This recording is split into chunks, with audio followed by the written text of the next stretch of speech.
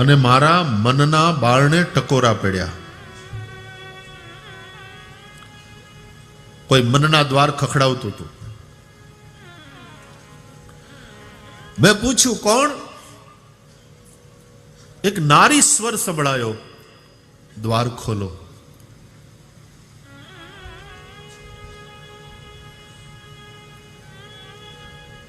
અન્યાયથી દુઃખી એક નારી છું. એક લેખ વાંચેલો,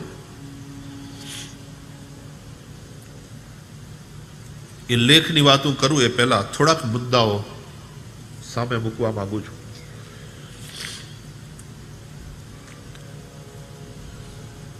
કૈકેયીના પિતાને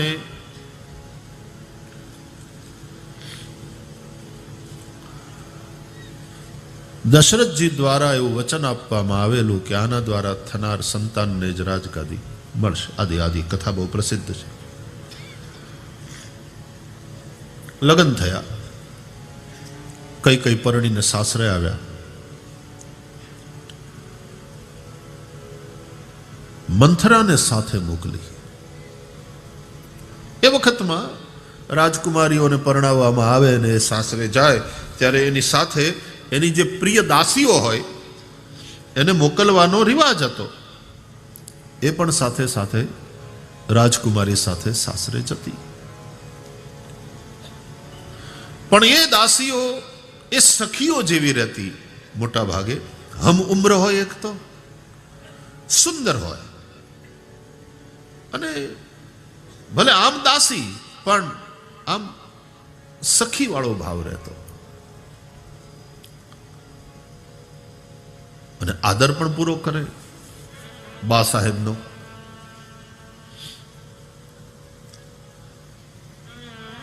પણ જે દાસીને કૈકેયી રાજે પોતાની દીકરી કૈકેયી સાથે સાસરે મોકલી છે, એ દાસી એક તો કૈકેયીની હમ ઉમ્ર નથી, ઉંમરમાં ઘણી મોટી છે.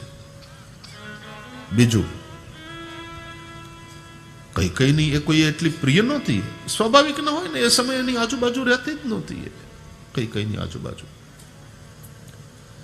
એ તો સાસરે મોકલવાની વાત આવી ત્યારે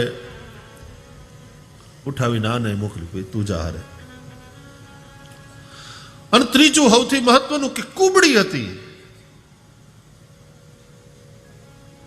શું કૈકેયી રાજને ખબર નહોતી કે આવી દાસીને હું મારી દીકરી સાથે સાસરે મોકલીશ તો સાસરામાં મારી દીકરીની મશ્કરી થવાની સંભાવના છે કે તારા બાપાને બીજી કોઈ હારી ન મળી,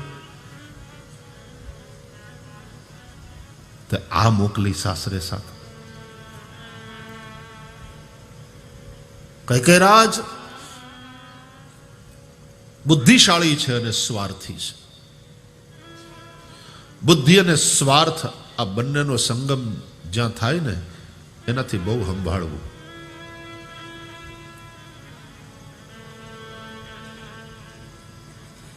જે સંભળાવવા વાળા હશે એ ભલે સંભળાવે, જેને જે કંઈ કેવું હોય તે કે, બોલવું હોય તે બોલે, પણ આ ભલે કુબડી રહી પણ બહુ બુદ્ધિશાળી છે. મારી દીકરીના હિતોની રક્ષા આ કરશે, હોશિયાર છે, માટે મોકલી છે.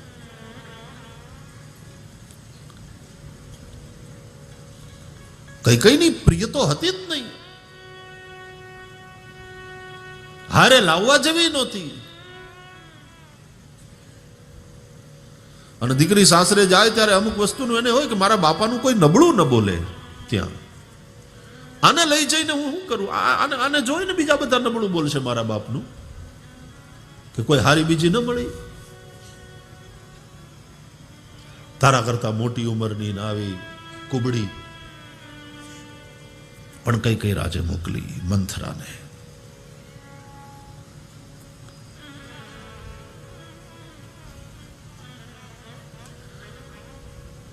તમે જેના ઘરનું અન્ન ખાઓ ને, ધીમે ધીમે અન્ન જેવું મન થાય. અયોધ્યાના આ રઘુવંશમાં, આ પરિવારમાં જ્યાં ત્યાગ અને સમર્પણના સંસ્કારો પડેલા છે, સરજુનું પાણી પીને આ પરિવારમાં દાસી તરીકે રહીને મંથરાના વિચારોમાં પણ પરિવર્તન આવ્યું. બુદ્ધિ તો એની એ રહી, એવી ને એવી શાર્પ, વૃત્તિ બદલાણી. અને પછી મેં જે આર્ટિકલ વાંચ્યો તો એની વાત કરું. લેખક કહે છે કે રાતના સૂતો તો હું અને મારા મનના બારણે ટકોરા પડ્યા. કોઈ મનના દ્વાર ખખડાવતું હતું. મેં પૂછ્યું કોણ? એક નારી સ્વર સંભળાયો, દ્વાર ખોલો.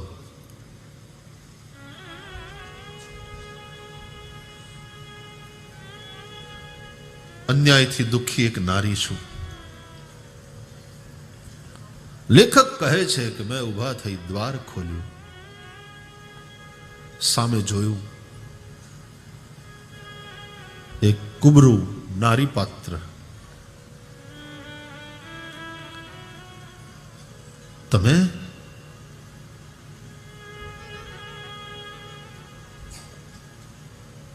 તમારા વિશે ક્યાંક સાંભળ્યું હોય, ક્યાંક વાંચ્યું હોય એવું લાગે છે જોઈને. એટલે નારી પાત્ર બોલ્યું કે હા, હું રામાયણનું અતિ વગોવાયેલું પાત્ર મંથરા. મંથરા આ સમયે અહીંયા કેમ આવી? અહીંયાની થોડી વાત કરવી છે જો તમને સમય હોય તો.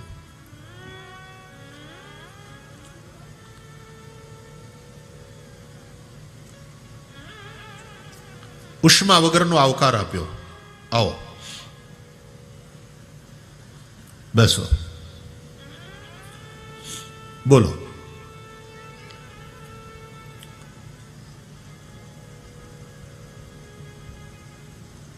મંથરા જેવી બુદ્ધિશાળી ન સમજે એવું તો હતું નહીં,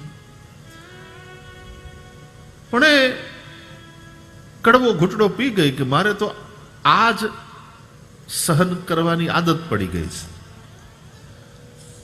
હું કોઈ પણ ઠેકાણે આવકાર્ય નથી.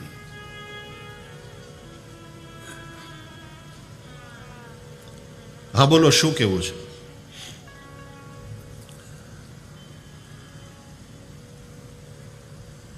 ખૂબ ભગવાણી છું, લોકોની ખૂબ ગાળો ખાધી છે.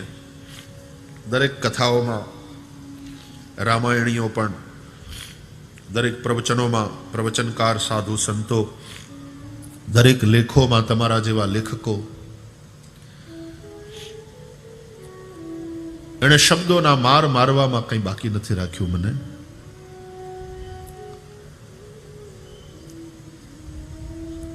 તો એની ફરિયાદ કરવા આવી છો તું? કે ના, ફરિયાદ કરવા નથી આવી, હૈયું ઠાલવવા આવી છું. જો તમારી સાંભળવાની તૈયારી હોય બોલો.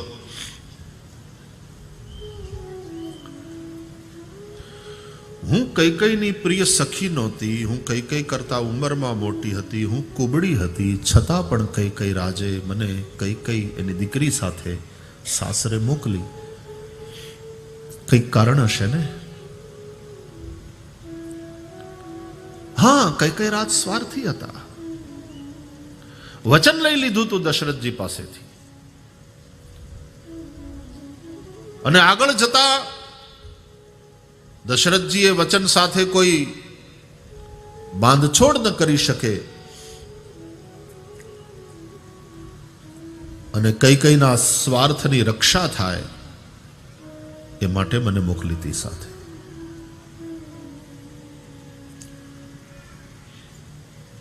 હા, એટલે તે બરાબર ટાણે ઘા કર્યો. આખી દિશા બદલાઈ ગઈ રામાયણના પ્રવાહની.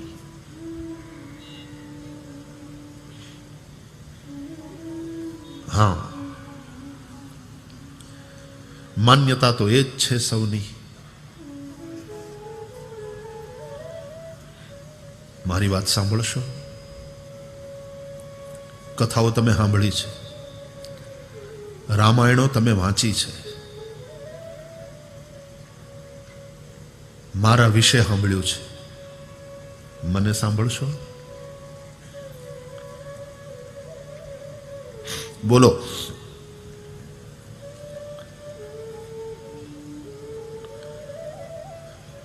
અયોધ્યામાં આવ્યા પછી મારા વિચાર પણ બદલાયા, કારણ કે એક એવા પરિવારમાં હું આવી કૈકેયીની સાથે. એમ થયું કે વાહ, બધાને પરસ્પર કેવો સદભાવ છે. આ ખરા અર્થમાં ઘર છે, જ્યાં દરેક એકબીજાને માટે જીવે છે, કોઈ પોતાને માટે નથી જીવતો. અહીંયા એક મર્યાદા છે,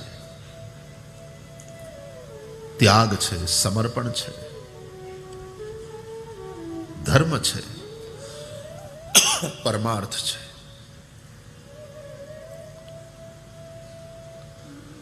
મેં જોયું કે કૈકેયી પણ આવ્યા ભેગી એવી સચવાઈ ગઈ આ પરિવારમાં કે કૌશલ્યા આદિ પણ એટલો જ સત્કાર કરે, પ્રેમ કરે કૈકેયીનો.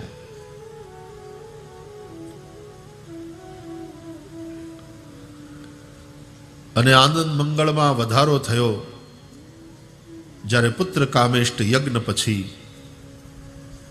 ત્રણેય નારીઓથી પુત્રોનો જન્મ થયો. कौशल्यानंदन राम बड़े, कैकेयी नंदन भरत छोटे और दो सुमित्रा नंदन.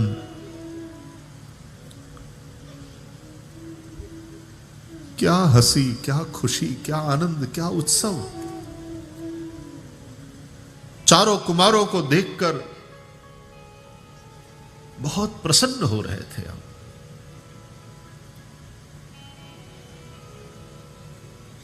और एक दिन विश्वामित्र आए और उनके साथ राम और लक्ष्मण गए. सब दुखी थे, लेकिन मैं देख रही थी सबसे ज्यादा दुखी कैकेयी है.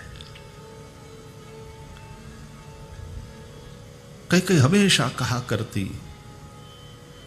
भरतन प्रिय मोहि राम समान. राम के समान भरत भी मुझे प्रिय नहीं है. रामचरितमानस में तो कैकेयी जी और मंथरा का जहां संवाद है, वहां कैकेयी जी कह ही रही है कि राम ने बधी ज माताओं प्रत्ये प्रेम छे, छता मो पर करही स्नेह बिसेखी, मैं करी प्रीति परीछा देखी. मारा ऊपर राम ने विशेष प्रेम छे.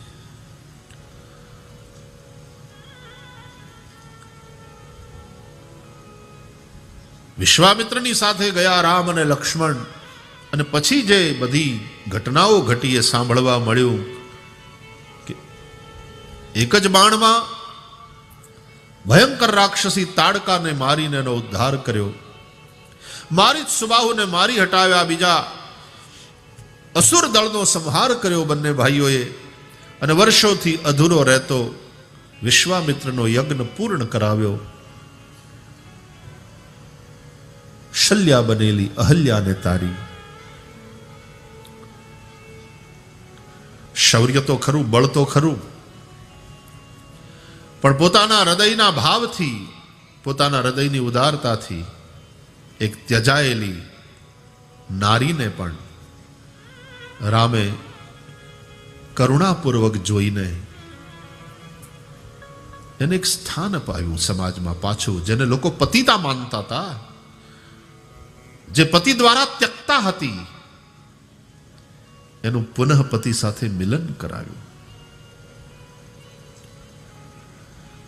જે શિવ ધનુષ્યની આગળ રાવણ જેવા મોટા મોટા બળવાન પોતાની આબરૂ ખોઈને પાછા જતા રહ્યા હતા, ઉઠાવી પણ નહોતા શક્યા જે શિવધનુષ્યને, એ શિવધનુષ્યને જે રામે ક્ષણ માત્રમાં ઉઠાવી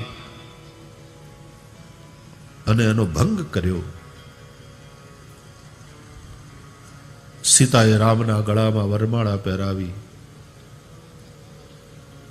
ક્ષત્રિયોનો કળિયુગોનો કાળ પરશુરામ, એનું નામ સાંભળે ત્યાં તો ક્ષત્રિય રાજાઓના તનમાંથી આમે કંપારી છૂટી જાય. એ દ્રષ્ટિ કરે ને રાજાઓને એમ થાય બસ મારા જીવનની અંતિમ ક્ષણો છે. એ પરશુરામ જે રામને વંદન કરી એની સ્તુતિ કરી અને વનમાં જતા રહે, કહી જય જય જય રઘુકુલ કેતુ, ભૃગુપતિ ગયે બનહી તપ હેતુ.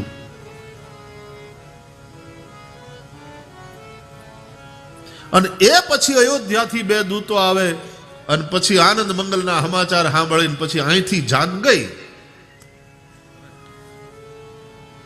3 માતાઓ તો આમ ઉત્સુક હતી કે ક્યારે જાન પાછી આવે, ક્યારે અમે દુલ્હનોને જોઈએ, ક્યારે અમે વરઘોડિયાને વધાવીએ અને પોંખીએ. પણ આ ઘટના મેં સાંભળી ત્યારથી એણે મને તો વિચાર કરતી કરી દીધી. મતલબ એ થયો કે રામ કોઈ સાધારણ વ્યક્તિ નથી, बुद्धिमान महिला है ये मंथरा,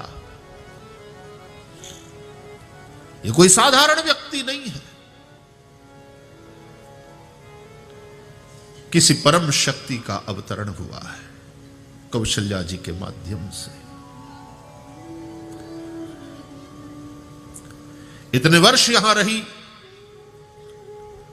हम तो कहीं न कहेवाय पण कदाच मंथराए कीधुं हशे કે તમારી રીતે મેં કંઈ પોલિટિકલ સાયન્સમાં ગ્રેજ્યુએશન નહોતું કર્યું, પણ પોલિટિકલ સાયન્સ એ મારો રસનો વિષય રહ્યો. હું સતત જોયા કરતી હતી કે આમ તો રાજા દશરથ ચક્રવર્તી છે, પણ સામે રાવણ એક બીજો મંડલિક મની બનીને ઉભરી રહ્યો છે. અને ભવિષ્યમાં આ રાવણ, આ દશાનની સત્તા એ દશરથજીના આ ચક્રવર્તીના સામ્રાજ્યને માટે મોટો ખતરો બની અને ઉભરશે.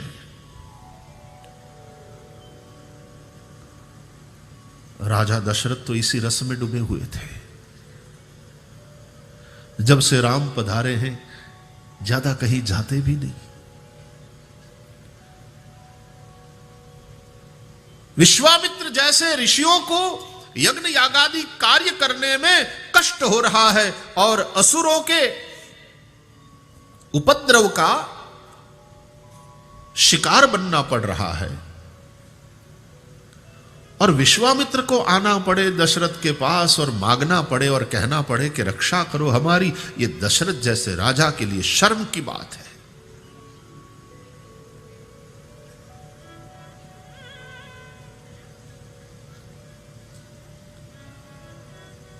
आड़ लई लऊं, जे हिंदुस्तान में अतिथि देवो भवनी भावना है, ए हिंदुस्तान में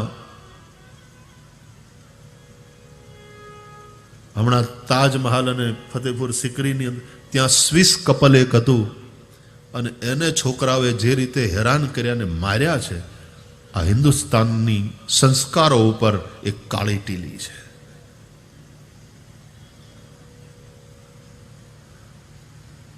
આપણે ક્યારે નારી શક્તિનો આદર કરતા શીખીશું? આ દેશના સંતાન તરીકે, મા ભારતીના સંતાન તરીકે આપણે ક્યારે મર્યાદાપૂર્વક વર્તતા છે? અને આવા કેટલાક લોકો છે જે દેશને માટે કલંક છે, અહીંયાની પરંપરાને જે બદનામ કરનારા લોકો છે, એને સખતમાં સખત સજા થવી જોઈએ. પછી તો એ બંને જણા બિચારા હોસ્પિટલમાં છે, આપણી સરકાર પણ એના માટે કરી રહી છે, પણ આવા લોકોને તો સખત સજા થવી જોઈએ.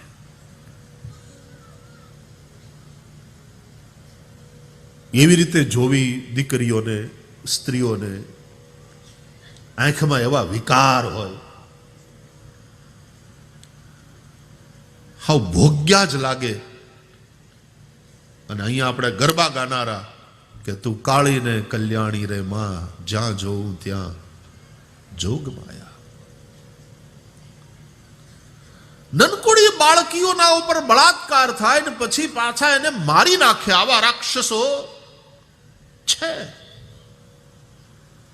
આપણને એમ થાય કે કેમ કેમ એક નાનકડી નિર્દોષ દીકરીને જોઈને એના મનમાં વિકાર કેમ ઊભો થઈ શકે?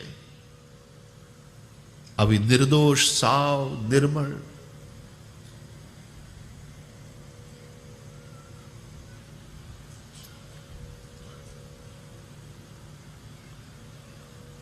સાધુ સંતોએ આવીને રાવ કરવી પડે કે અમારા યજ્ઞ યાગાદી, અમારું ભજન તપ બરાબર અમે નથી કરી શકતા કારણ કે આવા દુષ્ટ તત્વો અમને હેરાન કરે છે. મને એમ લાગ્યું કે દશરથજીને માટે આ નીચા જોણું કહેવાય. પણ માગ્યા કે અનુજ સમેત દેહુ રઘુ ના થા, જેથી કરી નિશિચર બધ ઓર મેં હોબ સના થા, તો ચોખ્ખી ના પાડી દીધી. બોલો, રામ દેત નહીં બનઈ ગુસાઈ.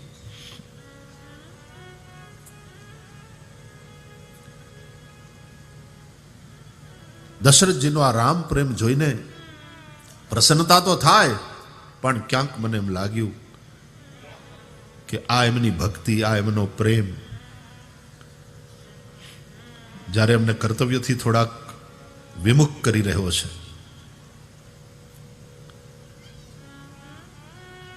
હવે આમાં જ રામમાં જ કેન્દ્રિત થઈ ગયા છે. ને સામે ઓલો રાવણ બીજો મંડલીક બનીને ઉભરી રહ્યો છે. મંડલીક મની રાવણ રાજ કરઈ નિજ તંત્ર. ઝાંપા સુધી આવી ગયો છે. કાલ હવારે અહીં ઘરમાં ઘૂસશે.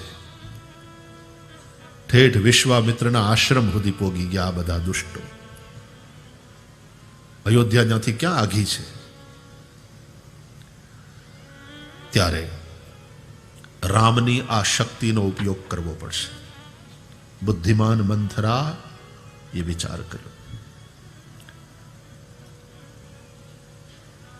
મંથરા કહે છે કે ચારે ભાઈઓ પરણીને આવ્યા. કઈ તો રામના પ્રેમમાં પાગલ.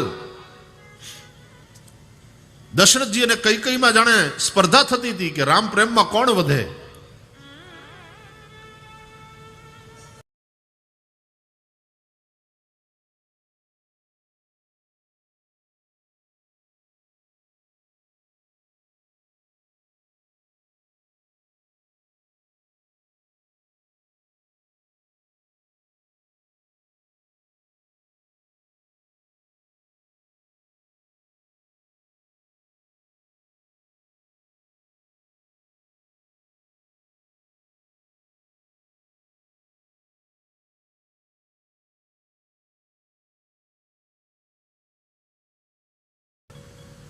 અને હું કઈ પાસે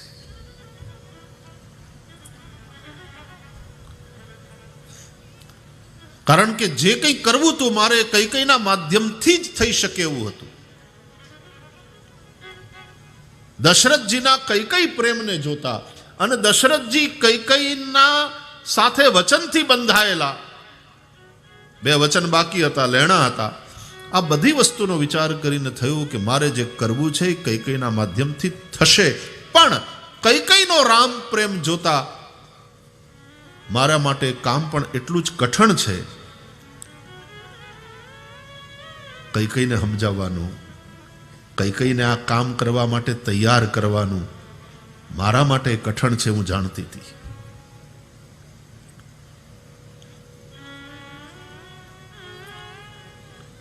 પણ તે કઈને સમજાવ્યા. કોઈ કે તો ખરાબ થવું પડશે. જગત આખાનું હારું થતું હોય તો કોકે ખરાબ થવું પડે. કોકે ગાળ ખાવાની તૈયારી રાખવી પડશે. કોકે બદનામી વોરવી પડશે. રામ રાજા થાય એવું આપણે ઈચ્છીએ છીએ, પણ હજી આ સમયે જો રામ રાજા થશે તો એ ઉચિત નહીં રહે. પેલા આ બધી જે સત્તાઓ છે અસુરોની, એને સમાપ્ત કરવામાં આવે. સાથે સાથે કોઈ વિશ્વામિત્રએ અહીંયા અયોધ્યા સુધી ધક્કો ન ખાવો પડે, પણ અયોધ્યા એક એક ઋષિના આશ્રમે જાય.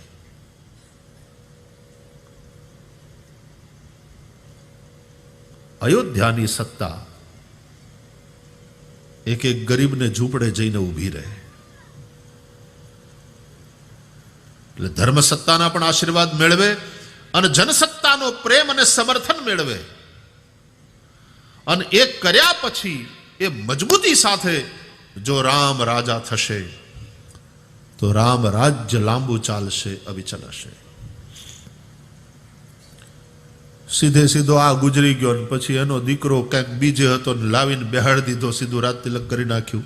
એક એવી રીતે થાય. રાષ્ટ્રનો કોઈ નેતા બને એવું પણ બને. વ્યક્તિ તરીકે માણસ સારા હોય એમાંય કોઈ શંકા નહીં. દેશનું કંઈક સારું કરવાની એમની ભાવના શુદ્ધ હોય એમાંય કોઈ શંકા નહીં. પણ અનુભવહીનતા,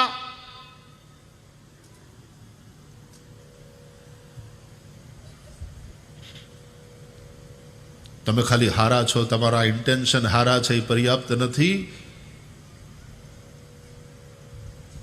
એ હેતુઓને સિદ્ધ કરવા માટેની આવડત અને એના માટેના જરૂરી અનુભવો એમાંથી તમે પસાર થયેલા હો એ પણ જરૂરી છે. એટલે ગ્રાસરૂટ લેવલથી માણસ તૈયાર થાય.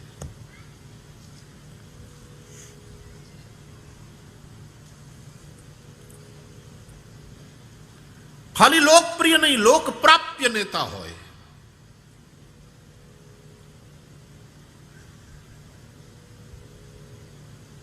સાધારણ માણસને ઝૂંપડે જઈને પણ ઊભો રહે. મેં કઈ કઈને સમજાવ્યા, તારે ને મારે ગાળો ખાવી પડશે. બધા તને ગલત સમજશે અને મહારાણી, હું તો તને સ્પષ્ટ કહી દેવા માંગુ છું કે કદાચ તારું કૌશલ્યાનું અને સુમિત્રાનું સૌભાગ્ય પણ નંદવાઈ શકે એની તારે તૈયારી રાખવી પડશે. જે કંઈ ખરાબ થશે એની જવાબદાર તું ગણાઈશ. તને ચડાવવા માટે મને ગાળો પડશે, પણ એ બધાય કડવા ઝેર પીવાની તૈયારી છે તો રામ રાજ્યનો રામ આપી શકીશું સમાજને.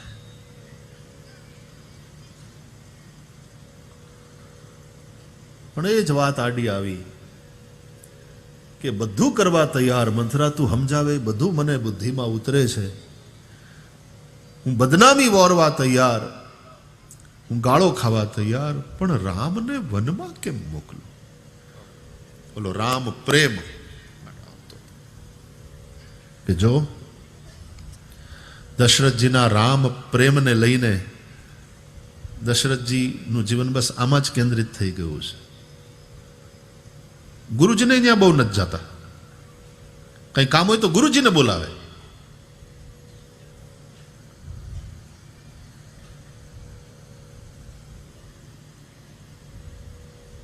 તારે સમજવું પડશે. ઘણી વાર ઘણા ઘરમાં પુરુષ ભોળો હોય, હાવ ભોળો, નિષ્કપટ હોય, પ્રેમી હોય, લાગણી વાળો હોય, અને એને લઈને ઘર લૂંટાતું હોય ત્યારે ઘરની સ્ત્રી એ ખરાબ થવા તૈયાર થતી હોય છે અને ઘરનું રક્ષણ કરતી હોય.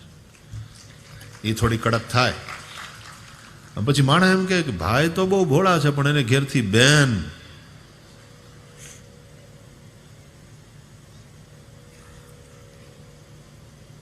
એનાથી જાળવજો, એ વાઘણ જેવા છે.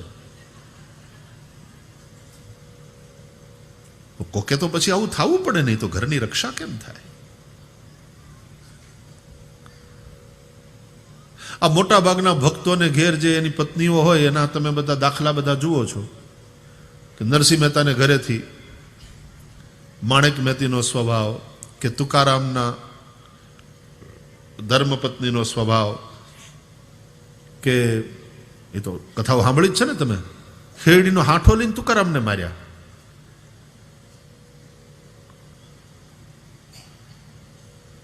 સોક્રેટિસની પત્ની ઝેન્થેપી ઘરમાંથી તો કાઢ્યા, પણ ઉપરથી અઠવાડનું ટોપિયું માથે ફેંક્યું, ઉપરથી અઠવાડ ફેંક્યું કે આ બધા આવા હારા માણસો હોય, એની પત્નીઓ કેમ આવી આમ ખીચકીને આવું હોય? બધી દેવહૂતિઓ ન હોય. સંસારમાં રહેવા માટે થઈને પછી કોકે તો સંઘર્ષ કરવો જ પડે, એટલે ત્યારે ન્યાય માતૃશક્તિ એવી તૈયાર થઈ જાય. ભોળાનાથની પત્ની હોય ને એ દક્ષની દીકરી જ હોય. દક્ષની દીકરી, ચતુર્બાપની બેટી. તો ભોળાનાથનું ઘર હાલે.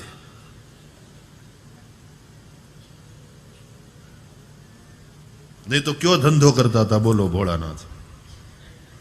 કઈ દુકાન હલાવતા હતા? કેટલી આવક હતી?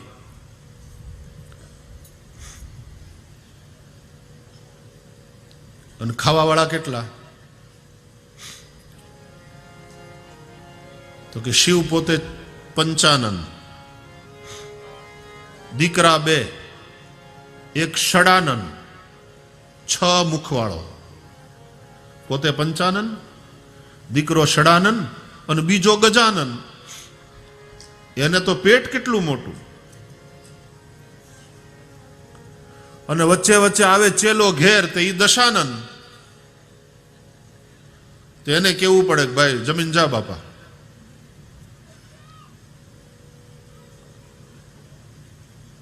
આટલા બધા ખાવા વાળા હોય અને શિવને કઈ ધંધો નહીં, એને કોઈ વેપાર નહીં.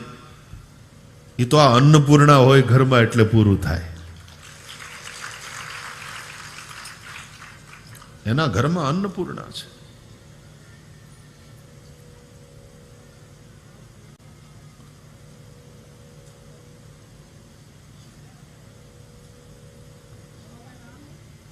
તૈયાર થાવ કઈ કઈ.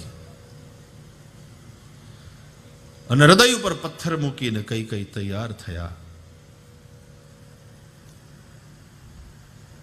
અને જે થયું એ દુનિયાની સામે છે. સૌભાગ્ય નંદવાયું, પેલો ભોગ. દીકરો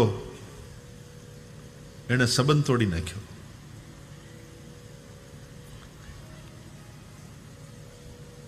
ચૌદ વર્ષના વનવાસ પછી જેથી રામ પાછા આવ્યા ને અયોધ્યામાં,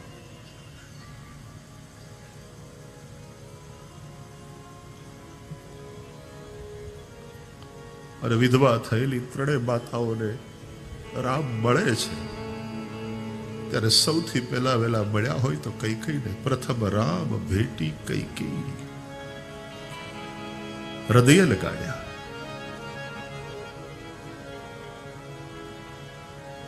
કૃષિકાય કૈકેયી, ત્યજાયેલી કૈકેયી, આઇસોલેશન में જતી રહેલી કૈકેયી. કારણ કે લોકોની નજરો પછી સહન નહોતી કરી શકતી કૈકેયી કે મંથરા. આઇસોલેશનમાં જતી રહી હતી. આજે જ્યારે રામ આવ્યા છે 14 વર્ષ પછી, ત્યારે બારી નીકળી અને સૌથી પહેલા વહેલા રામ એને ભેટે છે. રડી પડ્યા. અને પછી તો કેટલી કથાઓ છે ને કે માં તે મને વનમાં ન મોકલ્યો હોત તો પિતાનો પ્રેમ કેવો કહેવાય મને કેમ ખબર પડી હોત, નારીનો પ્રેમ કેવો હોય કેમ ખબર પડી હોત, ભાઈનો પ્રેમ કેવો હોય એ મને જાણવા ન મળ્યું હોત, મને સુગ્રીવ જેવો સખા ન મળ્યો હોત, હનુમાન જેવો સેવક ન મળ્યો હોત, માં તે મને વનમાં ન મોકલ્યો હોત તો મારા બાવડામાં બળ કેટલું છે એની મને કેમ ખબર પડી હોત, રાવણ જેવા અસુરોનો નાશ કરી શક્યો હું. માં તારા તો મારા ઉપર ઉપકાર છે, તે બદનામી સહન કરીને, દુનિયાની ગાળ્યું ખાઈને મારા આ લીલા કાર્યમાં બહુ મોટો સહયોગ કર્યો છે. હું તારો ઋણી છું.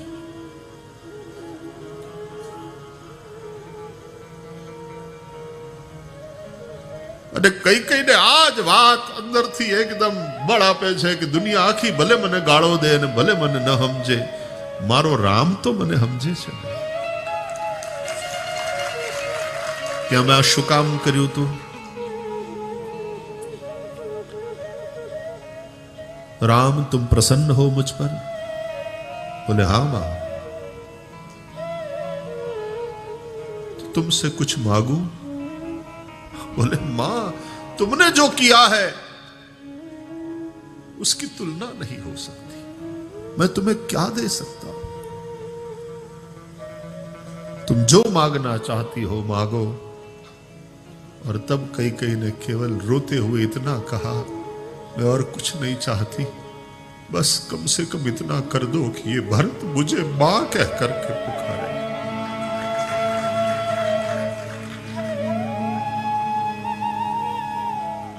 ये हवे मां कहीने મને બોલાવતો નથી. મારા દીકરાની આંખમાં મારા માટેનો જે તિરસ્કાર મને દેખાય ને, ક્યારેક અણજાણે એની દ્રષ્ટિ પડી જાય મારા ઉપર ને મારી દ્રષ્ટિ મળી જાય અમારી, તો એની આંખમાં જે મારા માટેનો તિરસ્કાર મને દેખાય છે.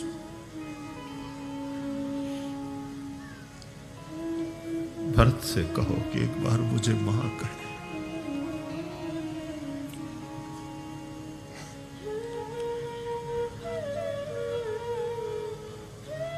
કઈ વરદાન માગે છે ને રામ વનમાં જાય છે ત્યારે ભગવાન રામ કઈને જનની કહીને સંબોધે છે. સુનુ જનની સોઈ સુત બડ ભાગી, जो पितु मातु बचन अनुरागी. तनय मातु पितु तोष निहारा, दुर्लभ जननी सकल संसार. मुनिगण मिलन बिसेखी बन, सब ही भांति हित मोर. तेहि मह पितु आयसु बहुरी सम्मत जननी तो. 3 વાર જનની શબ્દથી રામે કઈને સંબોધ્યા. આમ તો જનની આપણને જન્મ દેનારી માં. રામને માટે જનની કૌશલ્યા છે, કઈ નહીં. પણ અહીંયા રામ સ્વયં કઈને જનની કહે છે.